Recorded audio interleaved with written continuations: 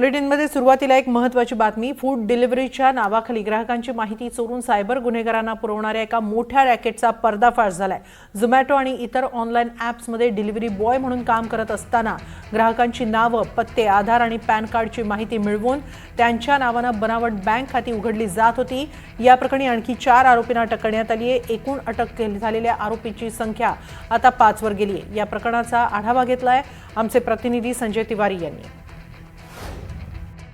नागपूरच्या सायबर पोलिसांनी एक अत्यंत खळबळजनक प्रकरण समोर आणलेलं आहे। या प्रकरणात आज 4 आरोपींना आणखी अटक झाल्यामुळे एकूण आरोपींची संख्या 5 झालेली आहे।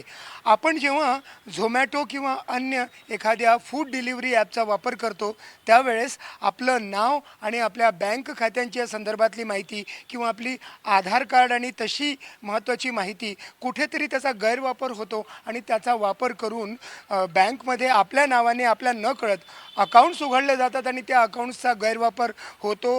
असं हे प्रकरण पूर्ण उघडकीस आलेलं आहे आणि माझ्या हातात FIRची कॉपी आहे ज्याच्यामध्ये स्पष्टपणे म्हटलं आहे की या प्रकरणामध्ये जेव्हा सायबर पोलिसांनी रेड टाकली तेव्हा विविध बँकेचे एकूण 209 ATM कार्ड, विविध बँकांचे एकूण 40 पासबुक, विविध बँकांचे एकूण 45 चेकबुक आणि विविध बँकांचे कोरे चेक 180 आणि मुख्य म्हणजे 45 सिम कार्ड जे विविध मोबाईल कंपनीचे आहेत आणि याशिवाय अन्य पॅन कार्ड असे वेगवेगळे दस्तावेज आणि महत्त्वाचे पुरावे मिळून आलेले आहेत। मात्र या प्रकरणात जी मुलगी आहे आरोपी जिला पहिल्यांदा पकडण्यात आलं ती दोषी नाही आहे किंवा तिचा याच्याशी काही संबंध नाही आहे, तर हे जे बाकीचे लोक आहेत ते आरोपी असू शकतात असा दावा तिच्या वकिलांनी केलेला आहे। वरिष्ठ कायदेशीर सल्लागार जे नागपूरचे आहेत ॲडव्होकेट अशोक रघुते आपल्यासोबत आहेत। सर, आपली काय माहिती आहे, काय दावा आहे? ही जी मुलगी आहे तिचं नाव काय आहे आणि आपण काय म्हणतात? उज्ज्वला राजगिरे हिचं मुलीचं नाव आहे।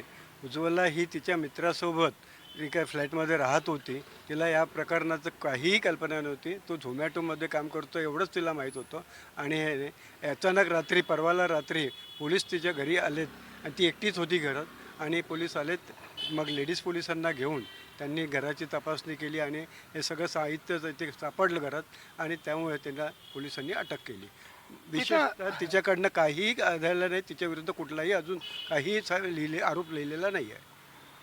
नक्कीच, म्हणजे जे सायबर क्राईम करतात, जे सायबर फसवणुकीचे काम करतात किंवा हवाला करतात त्यांना किरायाने हे अकाउंट्स दिले जातात अशी माहिती आहे। बरोबर आहे, ह्या असे किरायाने अकाउंट येतात ज्यांच्या ह्याच्यातनं आणि ब्लॅकचा मनी व्हाईट करणे, व्हाईटचा मनी ब्लॅक करणे असा हा सगळा व्यवहार करतो आणि यांना हे करणाऱ्या लोकांना मुलांना हे कमिशन्स देतात। नक्कीच नागपूर सायबर पोलीस अभिनंदनास पात्र आहे। एक फार मोठा घोटाळा म्हणा किंवा एक फार मोठा स्कॅम त्यांनी उघडकीस आणलेला आहे। जे सायबर फसवणूक करतात, जे हवाला करतात त्यांच्या उपयोगासाठी किरायानी भाड्यानी बँक खाती देण्यासाठी मोठ्या प्रमाणात बँक खाती उघडण्याचा हा प्रकार आलेला आहे। मात्र जसं आता ॲडव्होकेट अशोक रघुते यांनी दावा केला, ती जी मुलगी आहे ती कदाचित यामध्ये निर्दोष असावी, तिला कदाचित माहिती नसावं, पण तिचे जे बाकी साथीदार आहेत किंवा मित्र आहेत त्यांच्याकडून नक्कीच खूप काही प्रश्नांची उत्तरं येणं बाकी आहे।